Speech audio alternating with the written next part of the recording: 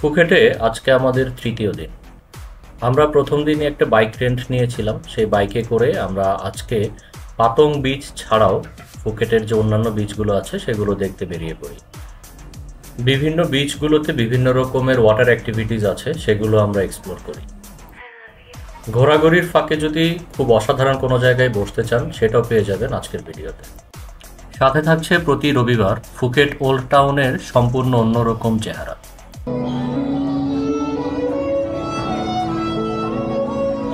আমাদের 15 দিনের থাইল্যান্ড ব্লগের সবগুলো ভিডিও আমাদের থাইল্যান্ড ব্লগ 2023 এই প্লেলিস্টে পেয়ে যাবেন। আর আমাদের চ্যানেলের ভিডিওগুলো যদি ভালো লেগে থাকে তাহলে অবশ্যই সাবস্ক্রাইব করতে ভুলবেন না। আগেই বলেছিলাম, আমাদের ফুকেটে যে হোটেলটিতে ছিলাম সেই হোটেলে একটি রুফটপ সুইমিং পুল আছে, ইনফিনিটি পুল বেসিক্যালি, যেখান থেকে একদম পাতং বিচ ডিরেক্টলি দেখা যায়। আমরা ফুকেটে আসার পরে এত ব্যস্ত ছিলাম যে আসলে এই সুইমিং পুলে নামতেও পারিনি, এটা দেখতেও পারিনি। তো আজকে শেষ দিন, ভাবলাম যে বের হওয়ার আগে এটা একটু দেখে যাই। বাইক নিয়ে আমরা আজকে দেখতে বেরিয়ে পড়ি ফুকেটে পাতং বিচ ছাড়াও আরও অনেকগুলো বিচ আছে, সেই বিচগুলো দেখতে। থাইল্যান্ড ভ্রমণে যদি আপনি সব কিছু ঘুরে দেখতে চান তাহলে অবশ্যই স্কুটার ভাড়া করে নেওয়া হচ্ছে বেস্ট অপশন। আমরাও প্রথম দিন এসে একটি স্কুটার ভাড়া নিয়ে নিই 3 দিনের জন্য। সেই সংক্রান্ত বিস্তারিত আমাদের ফুকেটের প্রথম ভিডিওতে দেওয়া আছে। আমরা এখন যে রাস্তা ধরে যাচ্ছি এটি হচ্ছে পাতং থেকে ফুকেটের দক্ষিণ পাশটায় যাওয়ার রাস্তা। এই রাস্তা ধরে গেলেই আঁকাবাঁকা পাহাড়ি পথ দিয়ে একদম প্রমথেপ কেপ পর্যন্ত যাওয়া যায়, যেটা আমরা প্রথম দিন এসে ভিজিট করে ফেলি। সো এই প্রমথেপ কেপে যাওয়ার মাঝখানে আসলে অসাধারণ অনেকগুলো বিচ আছে, যেগুলো একটার পর একটা আজকে আপনাদেরকে দেখাবো।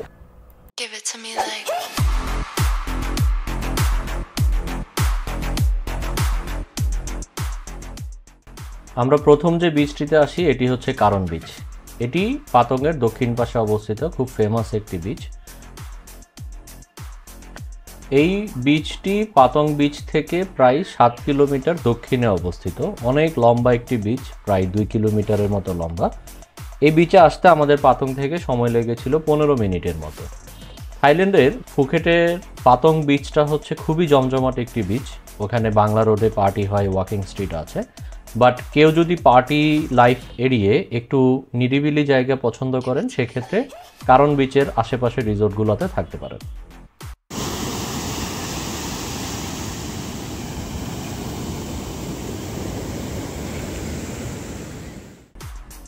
এখানে ওয়াটার অ্যাক্টিভিটিসগুলোর মধ্যে প্যারাসেইলিং আছে, জেট স্কি আছে। প্যারাসেইলিংয়ের বেশ কয়েকটি অপশন আছে। একজনের জন্য প্যারাসেইলিংয়ে খরচ হয় 1500 বাথের মতো, আর যদি 2 জন একসাথে করতে চান তাহলে 3000 বাথ দিতে হবে। এখানে জেট স্কিও করা যায়, বাট আমরা এখান থেকে জেট স্কি না করে পরে আমরা কাটা বিচে যাই, সেখান থেকে হচ্ছে আমাদের জেট স্কি রাইডটি আমরা নিই। এটাই হচ্ছে সেই কাটা বিচ। কাটা বিচ কারণ বিচ পাশাপাশি, জাস্ট 5 মিনিটস ডিফারেন্স। সো যারা কারণ বিচ দেখতে আসবেন তারা কাটা বিচও একসাথে দেখে যেতে পারবেন। আর যেহেতু একদম পাশাপাশি দুটো বিচ, এই এরিয়াটার নামও আসলে কাটা কারণ নামেই পরিচিত। আমাদের কারণ থেকে কাটা বিচে আসতে সময় লেগেছিল মাত্র 5 মিনিট। এখানেও আপনার প্যারাসেইলিং কিংবা হচ্ছে জেট স্কি করতে পারবেন। আমরা এখান থেকেই জেট স্কি করার ডিসিশন নিই। জেট স্কি করতে আমাদেরকে শুরুতে 2000 বাথ চেয়েছিল 2 জনের জন্য, বাট পরে আমরা হচ্ছে অনেক নেগোশিয়েট করে 1500 বাথে রাজি হই।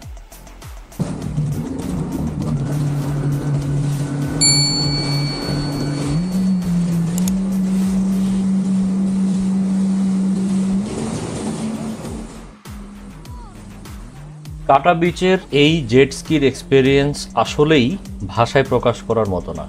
এত সুন্দর স্বচ্ছ নীল পানির মাঝখানে আমরা 2 জন জেট স্কি করছিলাম, আর নাবিরা পেছন থেকে বসে বসে ভিডিও করছিল। যদিও 2 জনে একটু ভয় পাচ্ছিলাম, অনেক বড় বড় ঢেউ ছিল, but it was an amazing experience.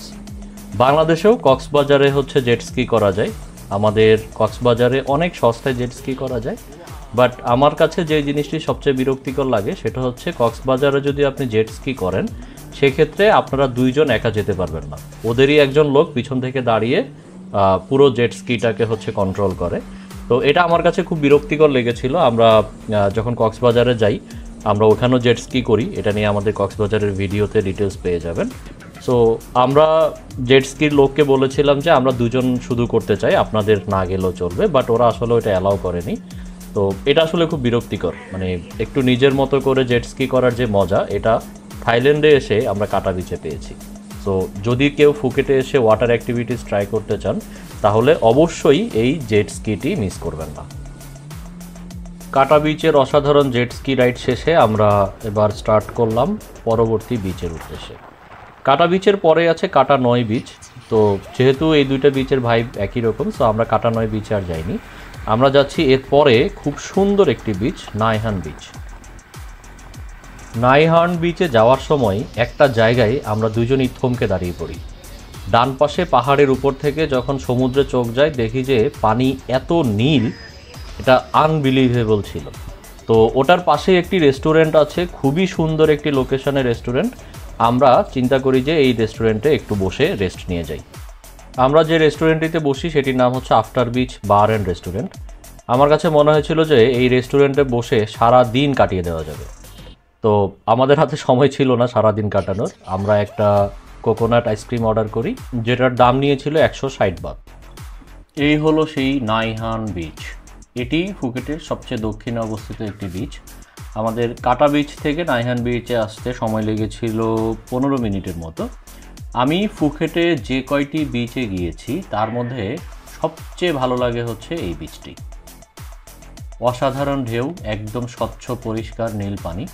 আমরা এই বিচে প্রায় 2 ঘন্টার মতো থাকি। আমি অনেকক্ষণ সমুদ্রে সাঁতার কাটি। আপনারা যদি ফুকেটে সময় নিয়ে আসেন তাহলে অবশ্যই এই বিচটিতে আসবেন।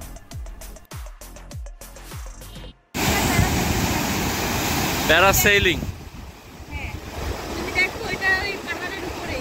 হ্যাঁ এখানে কিন্তু কাছাকাছি করায়। হ্যাঁ নেপালেরটা তো হচ্ছে অনেক দূরে করাই। তো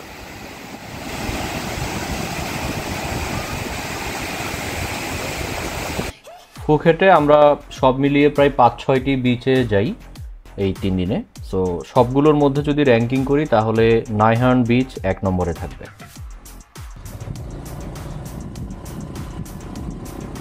নাই হার্ন বিচ থেকে এবার আমরা ওল্ড ফুকেটের দিকে যাচ্ছি। এখানে চাইলে আপনারা এটিভি রাইডও নিতে পারেন, আর একটু পরপরই বিভিন্ন জায়গায় এরকম হচ্ছে জিপ লাইন দেখতে পাবেন।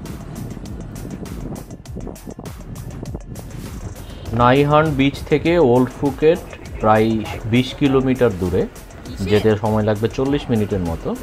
আর অলরেডি আমরা খিদায় অস্থির হয়ে গেছি। সো ওল্ড ফুকেটে গিয়েই কোনো একটা রেস্টুরেন্টে আমরা লাঞ্চ করব। নাই হার্ন বিচ থেকে ওল্ড ফুকেটে যাওয়ার পথেই একটি আন্ডারগ্রাউন্ড টানেল পড়ে। তো আমরা একটা আকাম করে ফেলি, সেটা হচ্ছে এই টানেলটিতে আসলে বাইক ঢোকা নিষেধ, বাট যে নোটিশটি ছিল ওটা এত ছোট ছিল, সো আমরা দেখিনি। আমি টানেল পেয়েই হচ্ছে বাইক নিয়ে ঢুকে পড়ি। বাট পরে বের হওয়ার সময় ওই নোটিশটি আবার চোখে পড়ে। ভাগ্য ভালোই বলতে হয় যে আশেপাশে আসলে কোনো ট্রাফিক পুলিশ পড়েনি, পড়লে হয়তো একটা অপ্রীতিকর পরিস্থিতি হতো। বাট আমি টানেল দেখে আসলে লোক সামলাতে পারিনি, এই জন্য টানেল দিয়েই বাইক নিয়ে চলে আসি। ফুকেট ওল্ড টাউন ফুকেটের একটি must visit place. Phuket old টাউনের এই রোডটির নাম হচ্ছে থালাং রোড। এটি মোটামুটি ওল্ড টাউনের মেইন স্ট্রিট। এই স্ট্রিটে প্রত্যেক সপ্তাহে সানডেতে স্ট্রিট মার্কেট বসে।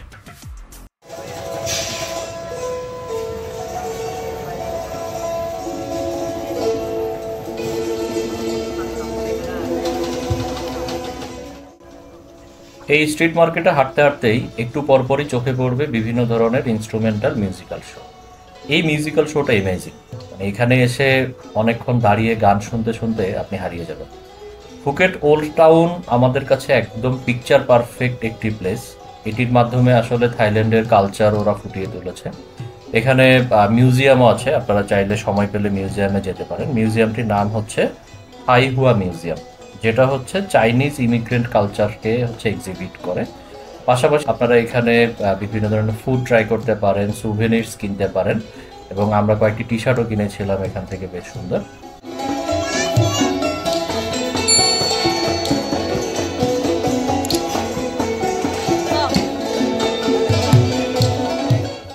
আমরা দুজনেই অলরেডি প্রচণ্ড ক্ষুধার্ত, সো আশেপাশে একটু হালাল রেস্টুরেন্ট খুঁজলাম। এখানে আশেপাশে হালাল রেস্টুরেন্ট আমরা ম্যাপে যেটা দেখলাম যে 2-3টা আছে। তো এর মধ্যে আমাদের এই যে মাশা হালাল ক্যাফে নামে যেই রেস্টুরেন্টে আছে এটি আমাদের খুব পছন্দ হয়। সো আমরা এখান থেকেই লাঞ্চ করে নিই। লাঞ্চের জন্য আমরা বেশ কিছু ট্রেডিশনাল ফুড অর্ডার করি, আর এখানকার প্রত্যেকটি ফুডই অসাধারণ মজার ছিল।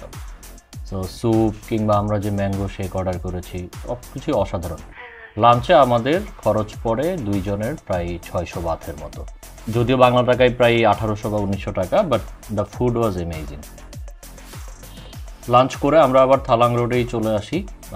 এখানেও অনেক স্ট্রিট সাইড রেস্টুরেন্টস আছে, সো এখান থেকেও আপনারা স্ন্যাক্স খেতে পারেন। বাট আমাদের কাছে একটু আনইজি লাগছিল বিকজ এখানে পর্ক পাওয়া যায় খুবই অ্যাভেলেবল, আর বিভিন্ন পোকামাকড় আছে যেটা আসলে আমরা কমফোর্ট ফিল করি না। সো এই জন্য আমরা একটু হালাল রেস্টুরেন্ট খুঁজে নিয়ে তারপরে লাঞ্চটা কমপ্লিট করি। আমাদের এখানে সন্ধ্যা পর্যন্তই থাকার প্ল্যান, সো দেখাই আপনাদেরকে এখানকার সন্ধ্যার মুহূর্তগুলো।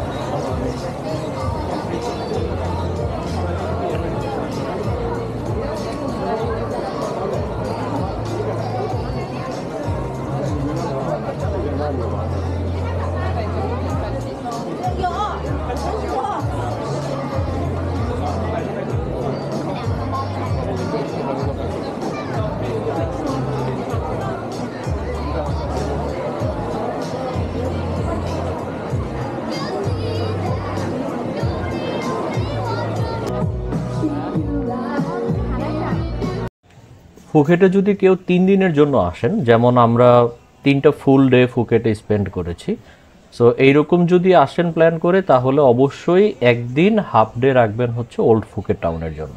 এটা ম্যান্ডেটরি, মানে না হলে আসলে ফুকেট এসে লাভ নেই। আর অবশ্যই মাথায় রাখবেন, যদি সানডের সাথে ম্যাচ করে প্ল্যানটা করতে পারেন তাহলে বেস্ট। ওল্ড টাউন থেকে আমরা এবার সেন্ট্রাল ফেস্টিভ্যালে চলে আসি, এবং এখানে এসে আমরা খুব বড় ধরনের একটি স্ক্যামের শিকার হই। আমার ইনস্টা 360-র মেমোরি কার্ড ফুল হয়ে গিয়েছিল, সো প্ল্যান করলাম যে আরেকটা মেমোরি কার্ড কিনে নিই।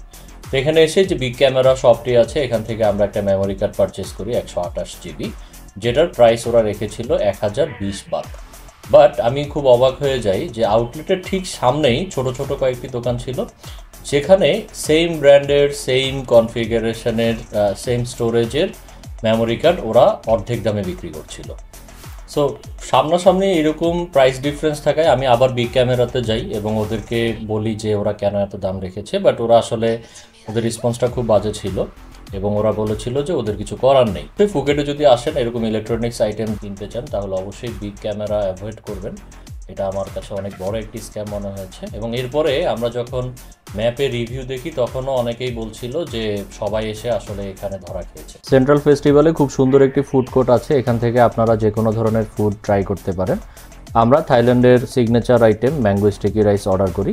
থাইল্যান্ডে খাওয়া আমার এই পর্যন্ত বেস্ট ম্যাঙ্গো স্টিকি রাইস ছিল এটা, যেটার প্রাইস পড়েছিল আমাদের 120 বাতের মতো। নর্মালি স্ট্রিট মার্কেটগুলোতে এটার প্রাইস 80 বাতের কাছাকাছি থাকে। সেন্ট্রাল ফেস্টিভ্যাল থেকে আমরা পাতং বিচে চলে আসি, এখানে আমাদের হোটেল। সো আজকে আমাদের যেহেতু শেষ দিন, আমরা বাইকটি জমা দিয়ে দিয়েছি। বাইক জমা দিয়ে পাসপোর্ট কালেক্ট করে নিলাম আর এরপরে আমরা ভাবলাম যে আজকে সারা রাতই বাইরে থাকবো, সো পাতং বিচের পাশেই আমরা ঘোরাঘুরি করছিলাম। একটু পরে 7-Eleven থেকে বিভিন্ন ধরনের স্ন্যাক্স কিনে নিয়ে আবার এসে বসলাম। আর এখানে বিচে বহু দূরে দেখতে পাচ্ছেন যে একটু পরপরই আতশবাজি ফোটানো হচ্ছে। সো সারা রাতই আসলে এক ধরনের পার্টি এনভায়রনমেন্ট থাইল্যান্ডের সবগুলো জায়গাতেই, which is very good.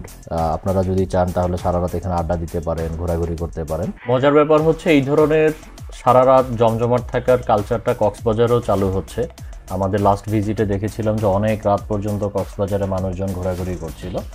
So আমাদের কক্সবাজারের ভিডিওটি যদি না দেখে থাকেন তাহলে কক্সবাজারের ভিডিওটিও দেখে আসুন। আমরা এখান থেকে এরপরে পাতায়া যাব। পাতায়া যাওয়ার জন্য আমাদেরকে ব্যাংকক যেতে হবে আগে। সো ফুকেট থেকে সুবর্ণভূমি এয়ারপোর্ট পর্যন্ত আমরা এয়ার এশিয়ার মাধ্যমে টিকিট পারচেস করে রেখেছিলাম থাইল্যান্ডে আসার আগেই। দ্যাটস ওয়াই আমাদের টিকিট প্রাইসটি অনেক কম পড়েছিল। এই সংক্রান্ত বিস্তারিত আপনাদেরকে আগামী ভিডিওতে বলবো। ভিডিওটি শেষ করার আগে আপনাদেরকে একটা চমক দেখাই। এই গাড়িটি, এটা হচ্ছে MG GT5 2023 মডেল। এটা আমরা বলতে যখন কার কল করি এই গাড়িটা আমাদেরকে পিক করতে আসে এয়ারপোর্টের জন্য। আজকে এই পর্যন্তই। আমাদের বাকি ভিডিওগুলো পেতে অবশ্যই সাবস্ক্রাইব করতে ভুলবেন না।